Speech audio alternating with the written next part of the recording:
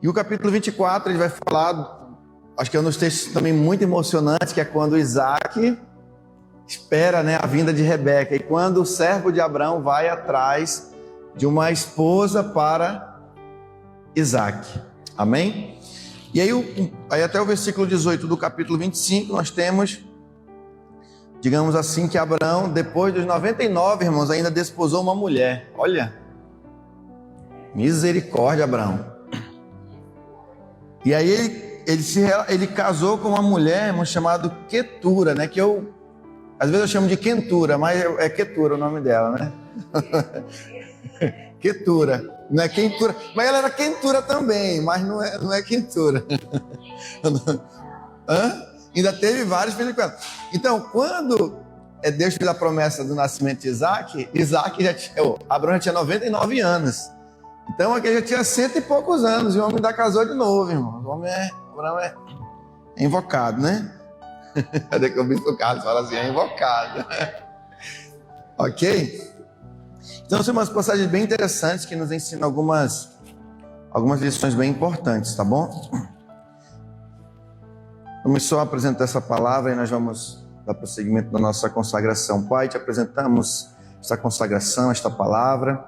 Colocamos a nossa vida no controle do Senhor. Obrigado pela oportunidade de nós estarmos aqui reunidos nesta manhã tão especial que o Senhor separou para cada um de nós. O teu sábado, meu Deus, sábado de paz, de descanso, meu Deus, de prosperidade. Muito obrigado pela tua bondade. Fica conosco, nos conduz em toda a palavra, Senhor, porque a tua palavra é vida. É o que nós te pedimos em nome de Jesus. Quem crê, diga amém. Então, queridos, aí no capítulo 23 de Gênesis, nós temos o seguinte texto, a partir do versículo 1. Tendo Sara vivido 127 anos, morreu em Kiriat Arba, que é Hebrom, na terra de Canaã. Veio Abraão lamentar Sara e chorar por ela. Levantou-se depois Abraão da presença da sua morta, da sua falecida, né? E falou aos filhos de Et: sou estrangeiro e morador entre vós, dai-me a posse de sepultura convosco, para que eu sepulte a minha falecida. Responderam os filhos de Et a Abraão, dizendo: ouve-nos, Senhor, tu és príncipe de Deus entre nós, sepulta numa das nossas melhores sepulturas a tua morta. Nenhum de nós te vedará a sua sepultura, para sepultares a tua morta. Então se levantou Abraão e inclinou-se diante do povo da terra, diante dos filhos de Et. E lhes falou, dizendo: se é do vosso agrado que eu sepulte a minha morta, ouve-me e intercedei por mim junto a Efrom, filho de Zoar. Então aqui tem um contexto interessante, é que há o falecimento de Sara, né, a sua morte, mas algo interessante que tem nessa passagem, porque a porção é a vida de Sara, Raie Sará, a porção. E aí surgiu entre os sábios de Israel esse questionamento: por que se a porção é a vida de Sara, por que relata a morte? Não era para ser o contrário, a morte de Sara? É porque, na verdade, eles entendem o seguinte: nós não podemos, digamos assim, falar da vida sem também falar da morte. Isso aqui é um segredo bem interessante da vida. Se nós pararmos para pensar, aqui vocês vão ficar pensativos no que eu vou falar, né? Um dia eu ouvi, eu fiquei pensativo, rapaz, isso aqui é verdade. Por exemplo, a gente acha que vai viver até 100 anos. A gente pensa, a gente nunca pensa assim: poxa, eu posso falecer, né, daqui uma hora, daqui um dia, daqui uma semana, e ninguém almeja a morte, ou na verdade ninguém deve almejar a morte, até porque a morte, o tempo de vida depende de Deus, né? Não está no nosso controle isso aí. Só que pensa o seguinte: nós vamos supor que vivamos até 80 anos, vamos supor, né? Se eu tiver 40 anos, eu não vou viver até 80, eu tenho só 40 anos de vida. E se você parar para pensar nisso, dá um nó na sua cabeça, né? Rapaz, se você tem 20 anos, e se suponhamos que você viva até 80, você não tem mais 80 anos você tem já 60 anos. 20 já foi. Então, se a gente for parar para pensar, quem 90 anos vai fazer 100, tem só 10 anos. Ou quem está na 95 tem 5 anos, né? Então, assim, é interessante pensar porque aqui, nesse texto, ele vai falar sobre relatar a morte de Sara, justamente porque ela foi também uma pessoa muito importante. Quando a Bíblia ela também faz relato de alguma forma do falecimento de alguém, de alguma forma ela está fazendo uma homenagem. Ela está mostrando que aquela pessoa ela foi muito importante no contexto bíblico. É muito triste, né? Por exemplo, quando alguém vem falecer, né, na nossa família, e nós não temos a oportunidade de ver aquela pessoa, né? Seja qual o motivo, talvez porque mora distante, ou porque Deus o livre, aconteceu um acidente que ficou inviável, né? Você vê aquela pessoa. Esses dias um conhecido faleceu de forma muito trágica e parece que não foi nem possível vê-lo, né? Da forma como ele faleceu.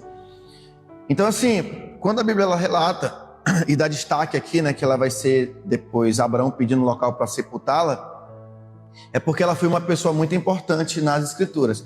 Embora ela tenha, digamos assim, rido, né? Ah, eu vou ser mãe? Como é que eu vou ser mãe?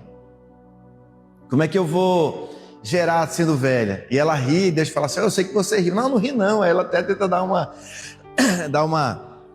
desculpa. Só que o que acontece? A gente tem que olhar para a Bíblia também da seguinte forma. A Bíblia ela não esconde também aquilo que nós cometemos de errado. A Bíblia sempre, ela também, não que a Bíblia quer expor, mas ela quer mostrar também que nós somos o quê? Falhos. Diga assim, nós somos falhos. E também, se nós formos olhar também todo o relato das Escrituras, você vai perceber o seguinte, que se esse foi um erro de Sara, foi um dos poucos erros dela, ela teve mais acertos do que erros. E eu creio que esse é o grande balanço que nós fazemos da nossa vida. A nossa vida, ela pode ser resumida, minha pastora Terezinha, irmã Suzana, minha professora Fabiola que aqui está, minha pastora Luzenilda, não importa se nós erramos, até porque nós vamos errar. Mas a vida, ela é um conjunto de erros e acertos. Às vezes um erro ele pode comprometer toda a sua vida. Mas num balanço geral, nós temos que ter mais acertos do que erros. Porque, vamos pensar juntos, uma vida que é somente erro, com certeza essa pessoa ela vai ter muitos problemas, né, na sua vida. Agora, ela tem erros, mas ela procura ter mais acertos, com certeza ela vai ter uma vida que vai ter mais conquistas. Inclusive, ela pode corrigir pelos seus erros, meu evangelista Carlos. Ela pode corrigir pelos seus acertos, os seus erros. Ok? Até porque Deus nos dá essa oportunidade. Então, a vida de Sara, nós podemos dizer que foi uma vida marcada por isso. Ela teve seus erros, talvez, momento talvez. Eu acho que nós faríamos pior, eu acredito. Momento de, digamos assim, aonde, por exemplo, é uma coisa lógica. Como é que uma pessoa de idade avançada vai engravidar dentro daquele contexto? Até hoje, que tem toda a medicina, a gente não acredita muitas vezes. Você imagina numa idade, né, avançada naqueles tempos antigos e sem ter o conhecimento, ficava mais difícil ainda, né? Então, por que o texto fala da morte de Sara? Porque ela quer, de alguma forma, mostrar que apesar do falecimento de Sara, ela foi uma pessoa importante. E como Jesus falou, aqueles que morrem no Senhor, eles não morrem em definitivo. Eles sempre estão vivos. Ok? Certa feita, Jesus foi questionado sobre a ressurreição e ele falou, nunca leste o que o texto diz? Porque eu sou Deus de Abraão, de Isaac e de Jacó. Porque para Deus todos vivem. Vivem quem esses todos? Eles que está sendo mencionado. Eles três. Ou seja, embora tenham morrido fisicamente, mas a sua alma, cremos que está viva diante de Deus. Aí entra um debate que a teologia tenta explicar, né, que é a questão do Hades e a questão do seio de Abraão, que é os que morrem em Cristo estão aonde? No seio de Abraão. E aqueles que, digamos assim, estão numa posição que não aceitaram o Senhor, né, viveram uma vida que não agrada a Deus, elas estão o quê?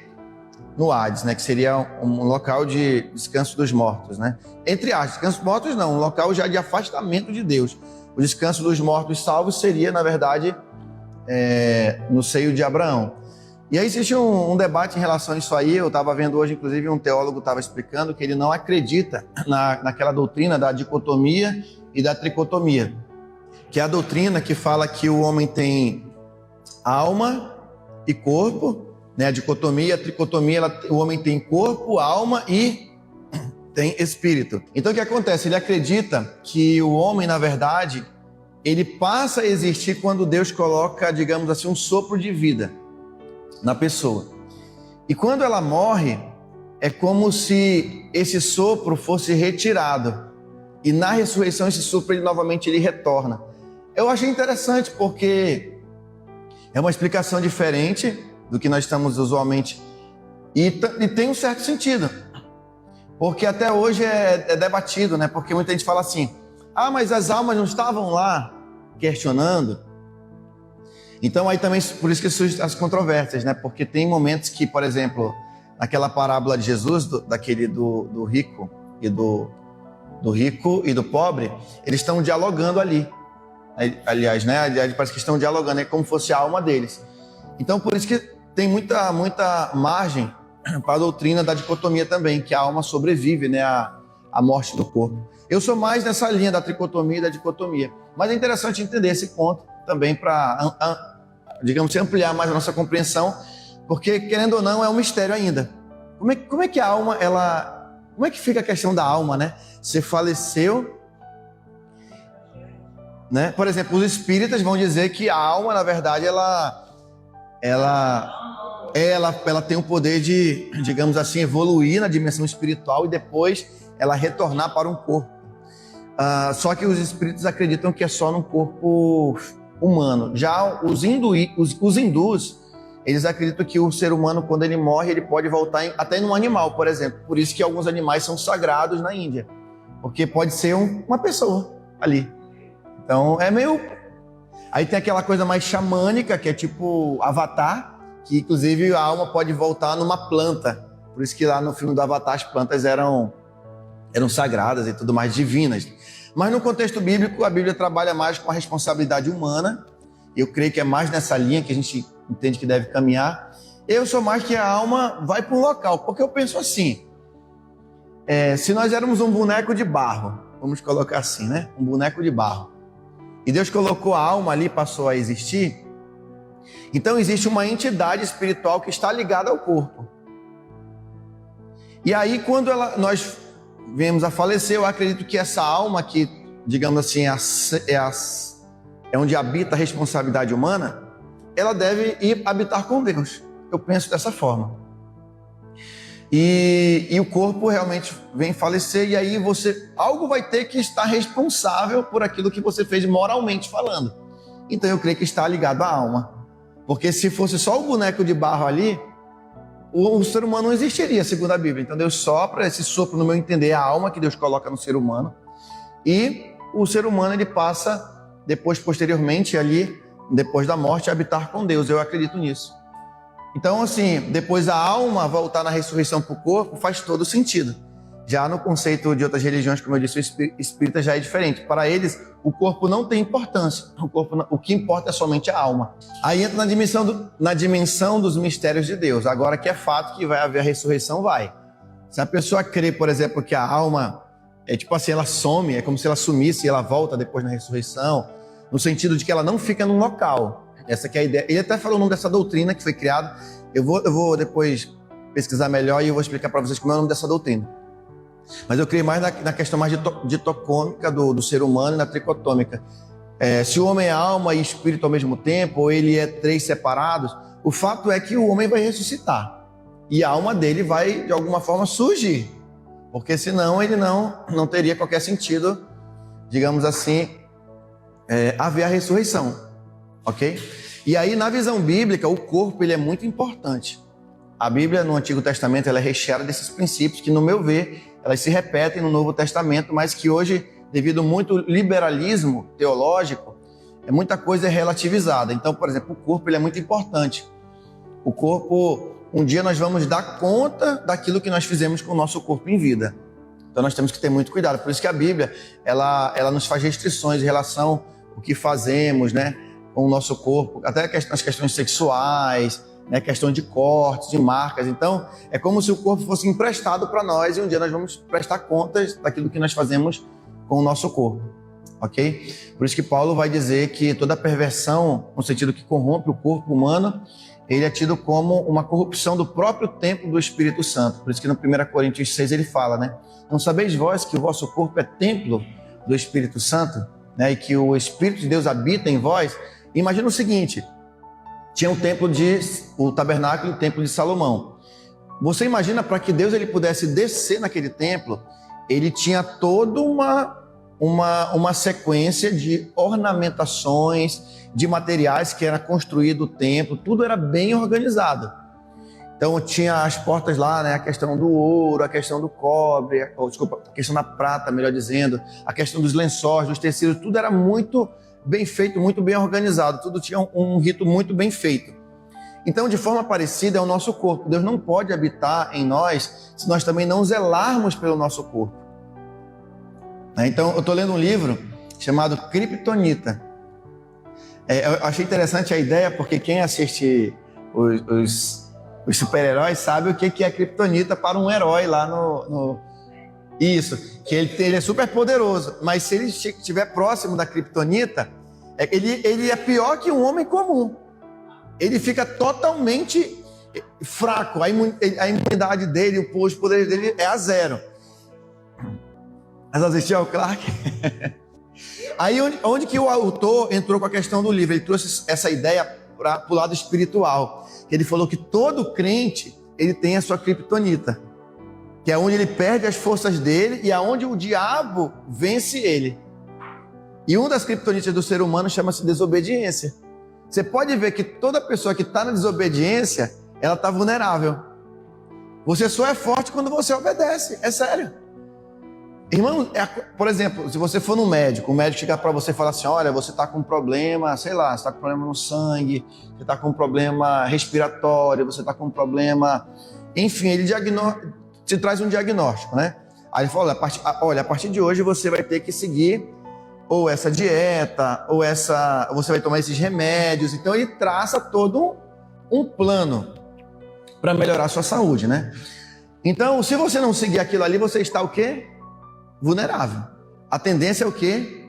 Que agrave. Então, é interessante esse livro que é do John Bevere, que ele escreveu um livro também chamado A Isca de Satanás, né? Que fala sobre a questão já das ofensas. Então, um livro muito vendido. E aí eu estou dando uma lida nele bem interessante. Então, na verdade, isso existe. A Kryptonita do ser humano, né? Aquilo que o ser humano perde a força. Aí eu pergunto para você, o que está tirando a sua força hoje? Existem coisas que tiram nossa força, né? E ali é justamente onde o maligno vai, com certeza, ganhar força. Quem assistiu o último filme desse super-herói vai lembrar, né? Que foi um versus o outro, e ele usou justamente a arma. E o diabo, ele é assim, ele vai usar algo para, né, nos destruir. Talvez, irmãos, nós sejamos muito fortes em muitas áreas, mas todos nós temos uma Kryptonita, nós temos uma fraqueza. E é justamente aí onde o diabo vai trabalhar. Às vezes a nossa fraqueza é um filho, é um esposo, é uma esposa, às vezes é um relacionamento, às vezes é o quê? Às vezes é uma alimentação, às vezes é a Coca-Cola. A pessoa não pode tomar açúcar, ela tá um litrão lá de Coca. Não gosta, apóstolo. Eu sei que é gostoso, mas você não pode tomar, amado. Não é verdade? A gente tem que se policiar. Esses dias a gente foi duas celebrações, né, de celebrações de aniversário. E aí, irmãos, eu pequei, irmãos. Eu falei, meu Deus, eu pequei. Tinha lá minha pastora no vatapá lá, minha pastora, eu dei no vatapá, 3 pratadas de vatapá com arroz, com farofa. Aí depois aquele negócio veio na consciência, eu pequei, meu pai. Aí eu não satisfeito, comi 3 cabeças de tambaqui, irmãos. Desmontei as bichas lá comendo. Aí não satisfeito, tomei um copão de suco de goiaba. Aí não satisfeito, comi uma sobremesa, irmãos, de limão, torta de limão. Eu nem jantei, irmãos, eu nem jantei. Eu falei, meu Deus, o meu pico como é de quando vai no sangue lá, como é que é o nome, meu Deus? De insulina, foi lá no... Acho que trabalhou pesado para poder dar um jeito, porque... Aí eu falei, meu Deus, eu nem jantei, irmãos. Aí quando foi, no feriado teve um outro, né? Aí, irmãos, também eu olhei, tinha um pirarucu atropelado de casaca, que é cheio de... Pastor, ele que chama de atropelado, que é todo recheado.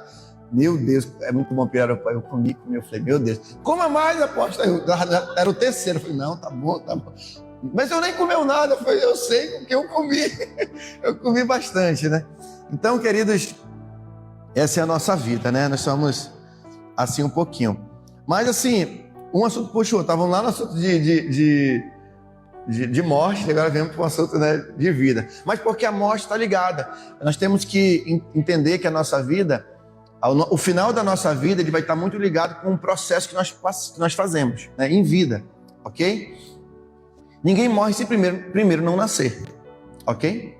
E isso é uma grande certeza da vida. Um dia nós vamos morrer. Agora, se você parar para pensar, isso é muito sinistro, né? Caracas, um dia eu vou morrer. Já pensou, né? Só que aí a pergunta não é se vamos morrer, né? A certeza é, como diz Emily Pascal, para onde iremos? Porque uma coisa eu sempre, irmãos, não vou admitir, e sou revoltado em não admitir isso. Eu não aceito que a única certeza da vida seja a morte. Porque se ela é, então a vida também é verdade. Porque sempre existe esse contraponto, essa dialética. Veja que eu estou falando dialética não no sentido absoluto. A dialética, ela existe. Por quê? Porque a dialética está muito ligada à questão ideológica e política. Mas existe dialética na vida humana, mas ela não é absoluta. Mas, por exemplo, nas religiões orientais tem o yin e yang, que é aquela força positiva e a força negativa se opondo. Sempre tem isso. Quem assistiu lá o filme do Rei Macaco, né? Quem assistiu a lenda do Rei Macaco e assistiu esse... É bem interessante, assistam. Tem 1 e 2, bem legal. Tem uma história assim, morais bem legal para você refletir. E aí você vê essa oposição. É legal, gostei, achei legal. Não, é um filme oriental, né, gente? Poxa, não é hollywoodiano, né? Que tem todo aquele bilhões de investimento em tecnologia. Mas é legalzinho a história, é bom você refletir na história, né? Mas vamos lá. E você vê essa oposição, né, do positivo com o negativo, enfim. Mas assim, de certa forma a dialética ela existe, então assim, o que nós fazemos em vida, ele conta muito. Como eu estava falando, eu não acredito que a única realidade é a morte. Se tem a morte, tem que ter a vida. Porque não faria sentido apenas a morte ser algo absoluto, né, e não ter a vida. Então tem que ter o oposto. Exatamente. Se a morte ela é uma certeza nesta realidade, a vida também deve ser. Mas os médicos atestam, após que morreu clinicamente, não tem mais nada. Beleza. Mas e o pós-morte, como é que fica? Então eu acredito sim que deve existir a vida. E eu estou com Emily Pascal. E eu estou com ele a teologia da aposta que ele faz. Bom, se morreu não tem nada, a gente vai perder alguma coisa? Pense comigo. Não existe nada após a morte. Morreu, nós vamos perder alguma coisa? Não, vamos supor uma suposição. Que a morte, morreu, não existe mais nada após a morte, acabou tudo. Eu pergunto para você, nós vamos perder alguma coisa? Pense comigo. Sara, vamos perder alguma coisa? Não. Ítalo, não tem nada, morreu, então ninguém perde nada. Agora, se existe alguma coisa após a morte, quem crê, ganha ou não ganha tudo? Ganha. E se tem alguma coisa, aquele que não crê, ele vai perder tudo? Vai perder tudo. Se tem alguma coisa após morte, quem não crê, perde tudo. Eu estou mais nessa linha aí. Eu creio que Jesus está certo. Aí alguns falam bem assim, então depois da morte a gente vê. Aí eu falei, não, é você que não vai ver nada. Na verdade, você vai ver muito sofrimento. Não é verdade? Então, vamos caminhar aqui para a gente finalizar essa palavra aqui. Olha só. Aí, queridos, aqui no capítulo 23, já viu que o pastor fala demais, né? É tudo acumulado, irmão, desde segunda-feira até sábado. Olha só, no capítulo 23 aí nós temos Abraão procurando um local para sepultar Sara, né? E é uma coisa interessante de se pensar, porque às vezes as pessoas ligam pode ligar para nós, né? E falar assim, olha, eu tô oferecendo, eu vendo plano funerário. E aí você está interessado? Eu não quero saber, eu não vou morrer agora. A gente até toma um susto, né? Vai para lá, tá agorando minha vida, rapaz. Vai ligar para outro. Não, queridos, você precisa preparar. Eu já, né, futuramente pegar um dinheirinho, já vou preparar já, irmão, né? Deixar já alinhado lá, porque no dia que eu não vou ficar... No dia que passar, não vou ficar dando trabalho para quem, por discípulo, né? Como é que eu estava a aposta, pessoal? A Bíblia vai estar amarrada, né? Aí Jesus tem poder, né? Não, mas um dia, né? Tem que deixar tudo preparado, né? Mas eu creio, irmão, que a gente vai morrer velhinho. A gente tem que crer que vai morrer velhinho, né? Abraçado ali. Né, amor? Lá com os 99,9, né? Ei, mas é duro, né? Um casal que já mora e vive, né? Há anos, né? Juntos. Meu avô, ele faleceu de saudade também. Acho que muitos falecem assim, né? Que estão muito tempo juntos. Meu avô morreu com enfermidade, mas meu avô ele era bem sadio até. Mas estava com a idade bem avançada, aí ele falou, vou dormir. Aí foi dormir, não acordou mais. Aí foram lá, né, ver, né? Aí quando viu, olha, o vovô partiu, né? E aí foi saudade, via cabisbaixo, com saudade ali. A gente vê que a pessoa tá, né, com saudade. Porque a pessoa idosa é interessante, né? Eles não têm mais aquele, digamos, aquele romance como era no começo. Mas o romance é de outra forma, é o carinho, é a presença daquela pessoa. Só de ver que ela tá ali do seu lado, eu já... Tem uns que querem namorar até 99, irmãos. Será, irmão, que chega a tudo isso? Namorar, sim, rapaz, é muita rapadura, né? Mas chega um momento, irmãos, que eu acho que o próprio corpo já não... É assim, já... Tem uns que até 80 que estão firme e forte. Tem uns que estão com 80, mas acho que chega um momento que já deu, né, meu pastor? Sabe? Eu conheci a história de um que estava com a idade bem avançada e falou assim, meu filho, essas coisas a gente não esquece, não. Mas vamos lá, né? Então Abraão se preocupou, né, em sepultar a sua esposa, né? E ele comprou, interessante que ele comprou. Ele compra por 400 ciclos, acho que até é uma forma de honrar, né? E, por exemplo, meu pai também faleceu. Nós queríamos dar, né, para ele uma sepultura assim, digna, assim, né? E nós pagamos um valor bem alto, foi quase 16 mil reais. Ele está enterrado bem naquele início ali do Tarumã, né? A mamãe tinha um recurso, meu irmão também tinha, nós ajudamos também mensalmente, né, para pagar. E graças a Deus terminamos agora, né? Assim, eu me senti com aquela obrigação, irmão. Eu me senti, eu falei, não, tem que... Eu sei que a gente não teve aquele bom relacionamento, né, como eu gostei de ter. No final da sua história, nós tivemos esse bom relacionamento, mas eu me senti na obrigação pelo pai que ele foi. Mas eu não quis também fazer aquela história, que tem pessoa que só honra depois que morre, né? Mas eu não acho ruim não, irmão, sabia? Eu vou ser sincero para você, se a pessoa não pode honrar em vida, que honrar pode, mas então que honre. Honre. Né? Talvez aquela pessoa, de alguma forma, não era o ideal. Não era o ideal, melhor ter honrado em vida. Mas também tem pessoa que vai só dar aquele piti, né? A pessoa falece, aí fica fazendo aquele drama todo e tal, e não ajuda com nada. Aí isso aí eu não concordo. Mas você quer honrar ele no final, vai lá, honra então. Não pôde, por algum motivo, ninguém vai julgar ninguém, né? Cada um. Mas você quer honrar, vai honrar e faça o melhor, né? Faça o melhor. E honramos, ele está ali, né? Graças a Deus. E quando Jesus chama ele, na ressurreição dos mortos, ele vai subir dali, irmão, tá no mar. Onde nós estivermos ali, né? A Bíblia fala que os mortos, ou melhor, o mar dará os seus mortos, né? Aqueles que foram até devorados por animais, que morreram afogados, enfim. A terra vai dar os mortos, de onde eles estiverem, né? Então esse ponto é interessante. No capítulo 24, que é uma história muito linda, irmãos, que eu também não vou entrar em muitos detalhes aqui, nem ler tudo, porque o capítulo é muito, muito extenso, é só 67 versículos, capítulo 24. de Gênesis. Mas aqui nós temos uma história, irmãos, bem interessante. É quando Abraão, ele manda o seu servo ir atrás de uma mulher. Não ir atrás, vou procurar aqui ver se eu acho uma mulher para meu filho. Não, ele dá uma missão. Você vai buscar uma mulher, meu filho Isaac, lá na minha parentela. E aí ele vai, só que antes disso ele faz um juramento. O texto diz aí, irmãos, que ele colocou a mão, no versículo 2, no final do versículo 2, sobre a coxa de Abraão. Só que aqui é um eufemismo. Não foi bem na coxa de Abraão. É lá onde vocês estão imaginando. Agora, por quê? Ninguém vai dar essa liberdade para ninguém. Então, naquele tempo, era algo muito sério.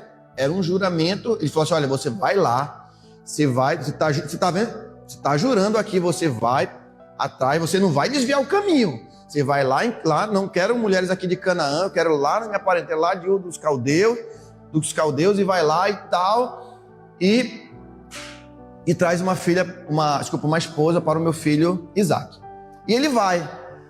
Só que o texto essa passagem, pastor Sam, é cheio de mistérios. Quando você lê, você começa a ver o agir de Deus nos bastidores. Nos bastidores. Olha só. E quando ele vai nesse caminho, no versículo 12 ele fala bem assim, e disse consigo, o Senhor, Deus de meu senhor Abraão, rogo-te que me acudas hoje e use de bondade para com meu senhor Abraão. Então, quando ele vai no caminho lá, que já está chegando, o servo de Abraão, ele fala bem assim, Senhor, e agora, qual é a mulher?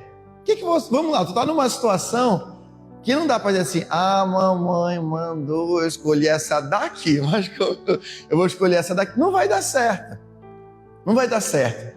Então o que ele falou? Ele falou assim, eu vou falar com Deus e vou dizer o seguinte, Senhor, a mulher que se achegar primeiro e der a beber a mim, aos meus camelos e a todos que estão comigo, essa é a escolhida.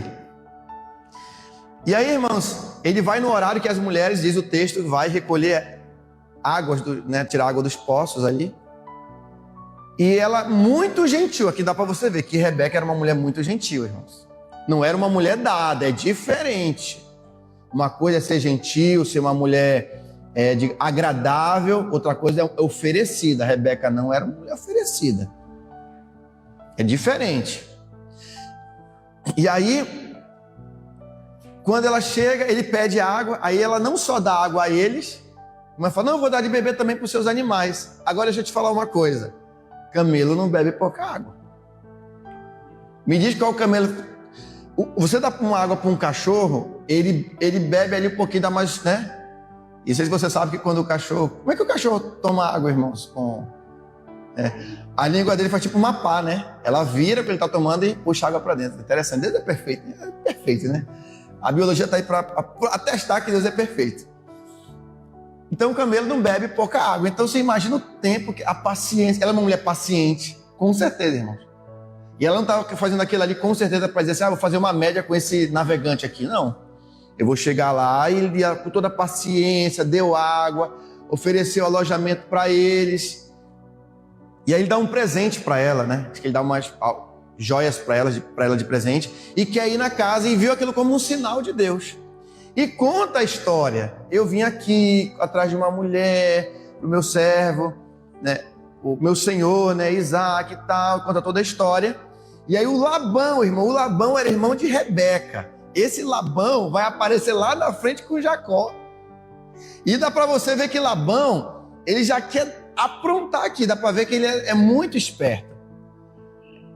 Meio assim, quer aprontar alguma coisa. Tipo assim, ele vê uma oportunidade. Você já viu uma pessoa que quando ela vê uma oportunidade, ela já quer se aproveitar? Quem conhece alguém?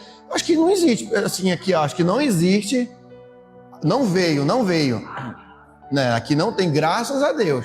Mas tem pessoas, irmãos, que elas veem uma oportunidade, elas correm para se aproveitar. Eu vejo na vida de Labão assim. Labão assim, nós vamos jantar aqui, comer um pouquinho, mas me diz primeiramente, para que vocês vieram? Aí ele conta a história, mas você vê que ele fica meio desconfiando. E aí, Rebeca, tu vai mesmo, Rebeca? Parece que meio que ele tá falando isso. Tu acredita nessa história aí? Aí ela fala assim, eu vou. Aí se apronta e vai. E quando eles estão chegando, eu até arrepio quando eu vejo essa passagem, porque eu tento imaginar a cena. Diz que Isaac, meu pastor Sam, ele está meditando. Ele está buscando a Deus, ele está cuidando. Parece que, inclusive, ele está sofrendo um pouco pelo falecimento da mãe. Né? Talvez a mãe era muito... Filho único, né? Filho único assim. Então, todo aquele carinho, né? E aí ela olha de longe e fala assim, quem é aquele homem ali? Eles estão chegando. Aí fala, é o meu Senhor.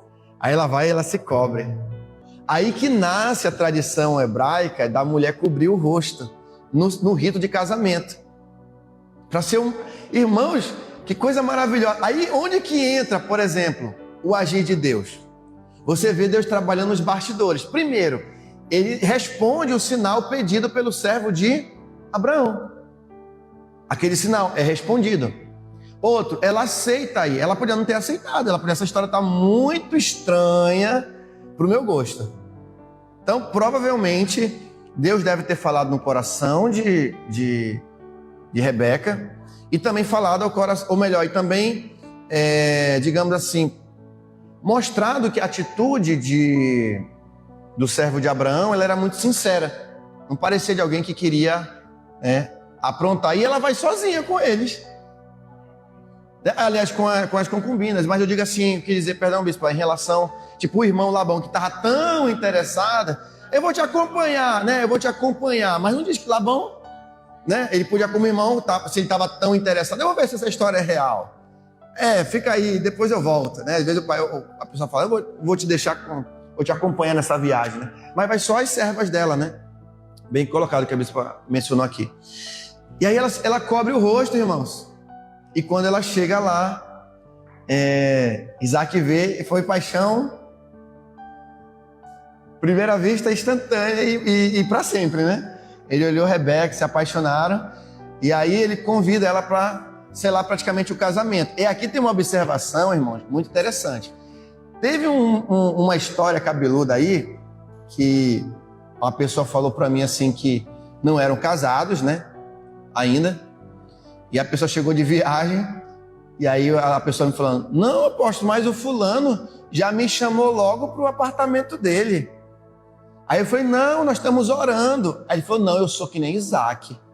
Irmão, não mistura a história, irmão, não tem nada a ver. O contexto é totalmente diferente. Ele querendo me enganar, apóstolo. Ainda usou a Bíblia. Tu acredita nessa história? Ai, Jesus, tem cada irmão abençoada. Aí eu falei, não, irmão, isso não tem nada de Isaac, não. Isso ele está querendo fazer graça. Não entra nessa história aí, não. Isso aí está mais pro espírito de lhe enganar. Isso aí... A história, irmão, ele foi para pegar, já era para casar mesmo ali, entendeu? Então, por isso que ele convida ela para a tenda, e ali eles vão selar realmente o relacionamento. E já estavam praticamente casados, ela aceitou lá, né? Então essa história é interessante, para concluir aqui.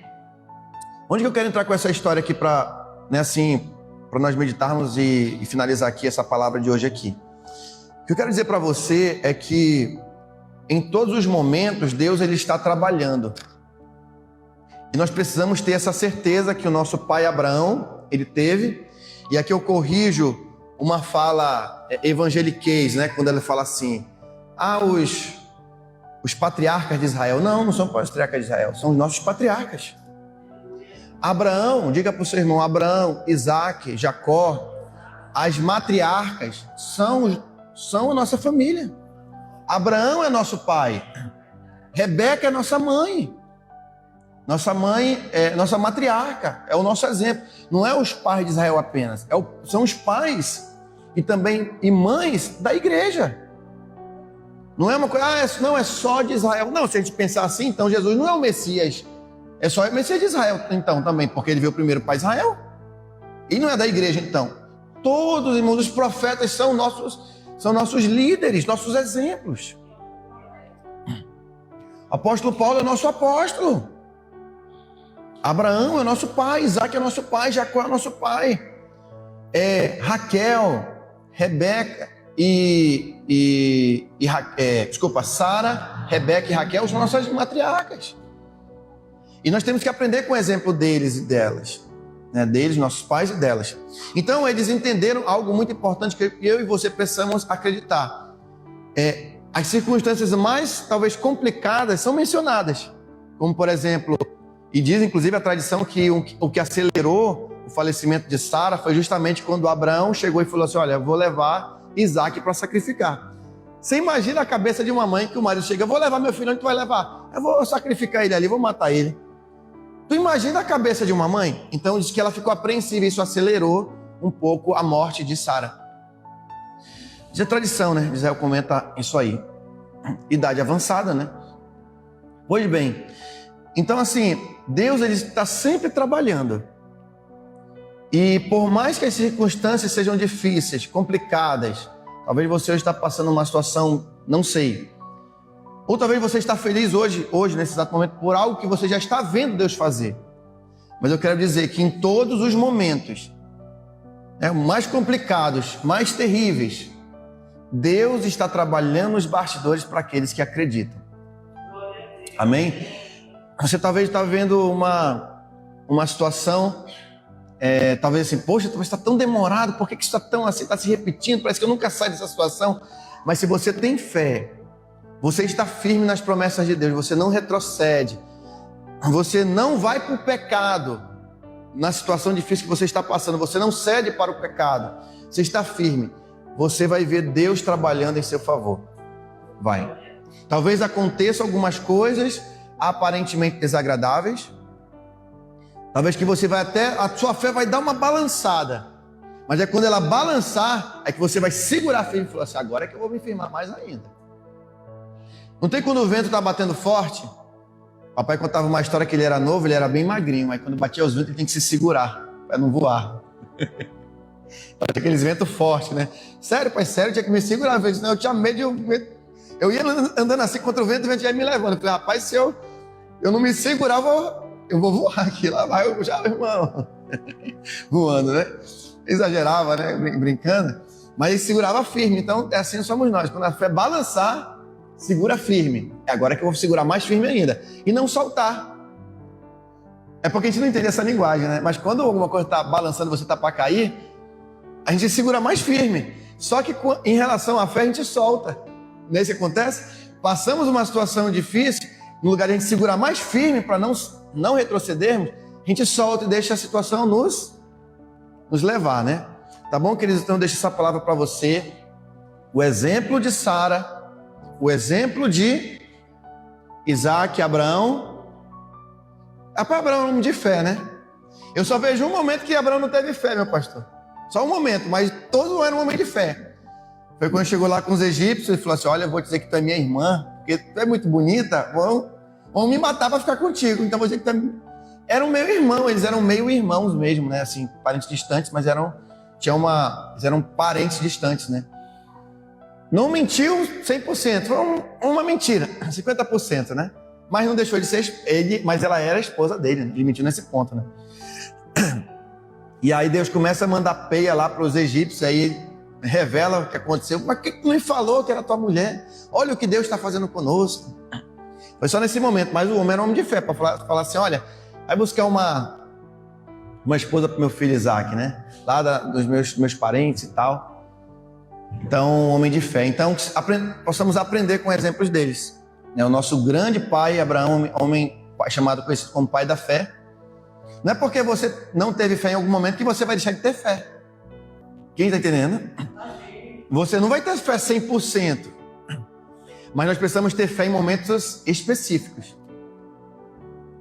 Talvez Abraão, a gente pode pensar, meu pastor Sami, que talvez Abraão teve fé demais para não morrer. Se a gente for pensar, embora foi uma mentira. Ele contou ali, né? Mas era um homem de fé, ele acreditava. Eu já contei para vocês, para finalizar a história de Abraão. Abraão, antes de acreditar em Deus, ele acreditava em vários deuses. Inclusive diz que o pai de Abraão, que é Tera, ou Terá, ele tinha várias estátuas. E um dia o pai de Abraão falou assim: olha, meu filho, Você cuida aí desses deuses aqui, dessas estátuas, que eu vou ali resolver uma situação. E aí quando Abraão chega, aí Abraão fala assim, Abraão tem uma revelação de Deus e fala assim, rapaz, quer saber? Isso aqui é só ídolos feitos por mãos humanas e tal e tal. Aí Abraão fica invocado e sai quebrando todos. Aí tem um maior de todos, ele bota o pau encostado no maior, né? A vara que quebrou os outros, né? Quando o pai de Abraão chega e fala assim, meu filho, o que aconteceu aqui? Tá tudo quebrado. O que aconteceu? Quem foi que fez isso? Ele falou, foi esse grandão aí, ó. É uma história antiga que conta lá em Israel. Foi esse grandão aí que quebrou.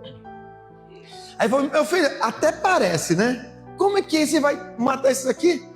Aí falou, exatamente assim é a idolatria, pai. Deuses feitos por mãos humanas não podem fazer nada. E aí passa, né, Abraão a invocar o único Deus verdadeiro e ser chamado, né? E Deus te revela a Abraão, né?